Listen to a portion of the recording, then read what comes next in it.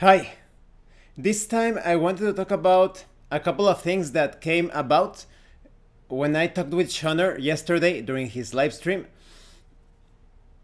I think there could be some people that aren't really aware what LARP or live action role playing is all about, and they tend to, either as a meme or as part of some sort of ignorance, they confuse tabletop role playing with LARPing. Like I said, it could be either way. Maybe they are just memeing, or maybe they actually don't know about it, but I still wish to clarify that in this video. I also want to address the point of speaking in third person or referring to your character in third person while you are still in character. We will talk about that in a few moments. Those of you that LARP, perhaps you checked out this video because of the title. Perhaps for you it's obviously, yes, very clear the difference between tabletop role-playing and live-action role-playing, but there could also be a misconception on your part, perhaps, because there are a lot of people that do not role-play in tabletop role-playing games, so they spread about this false information about what role-play truly is. Let's start with the activity of LARPing itself. Live action roleplay. This is very different from tabletop role-playing. Why? Because it's gotten a bit cloudy. I thought the lighting was going to be better, but okay.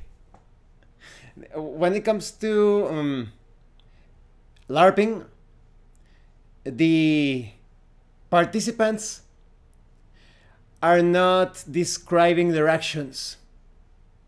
They are doing the activities. They are carrying out everything that normally their characters would do in the fictional context. LARPers put great emphasis on getting the perfect setup, the outfits, the weapons, at least as far as you can take them within the fictional and safe context. For example, the foam weapons, right? In order not to hurt your friends or your comrades when you are fighting, or whatever, the other participants. But the important point is that they are not describing their actions.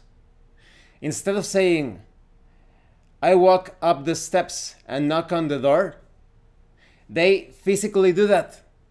They walk up the steps in their chosen environment, in whatever park or forest or backyard or who knows, and they knock on the door physically. They are not describing anything. They are taking direct action.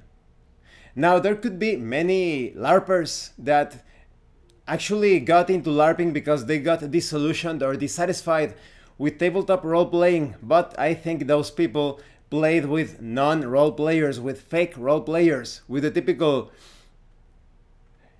you stand in front of a cave. What do you do? Having a conversation with the player. What do you do? What are your plans? What do you intend to do?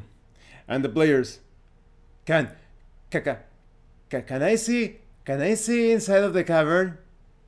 Can I use a spell to light my candle? You know, absolutely ridiculous. That's not role playing at all. Those people have no business whatsoever in the tabletop role playing environment. No business whatsoever. They do not role play. They are not interested in learning how to role play. They are just there because they have nothing better to do.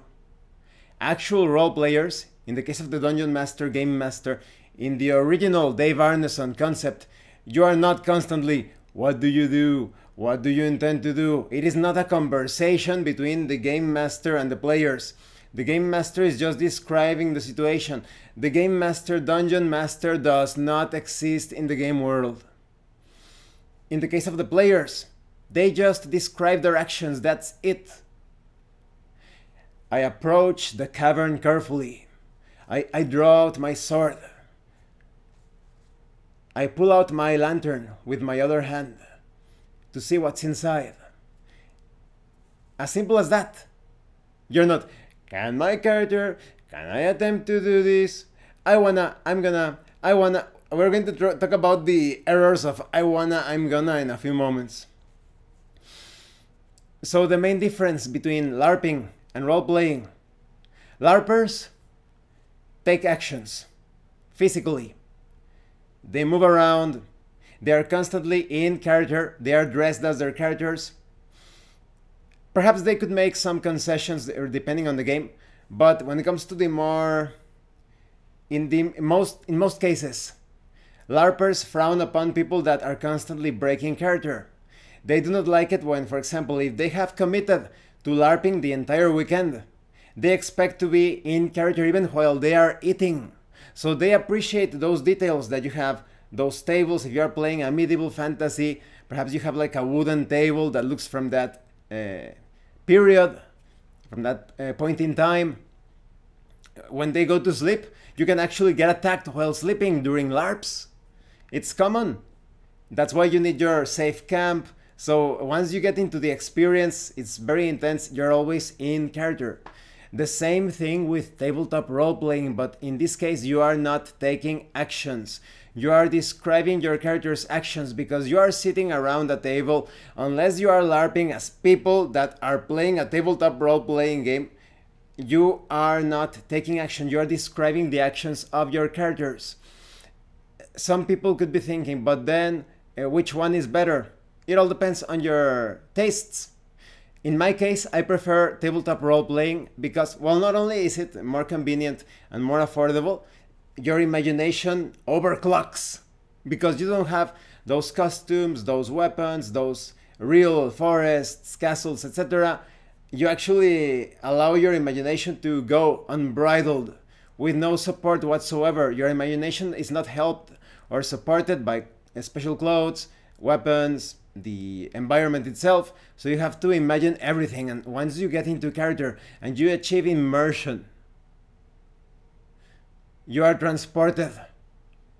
The rules mechanics seem almost non-existent, almost. They are just there to carry out the resolutions. So yes, that's the main difference and why I consider it very nonsensical when someone says that you are LARPing. I haven't been accused of that, but I have heard of people that were trying to communicate roleplay to others and they said, oh, you're just a LARPer. How can you be a LARPer if you're not taking action? You are just describing the actions of your characters.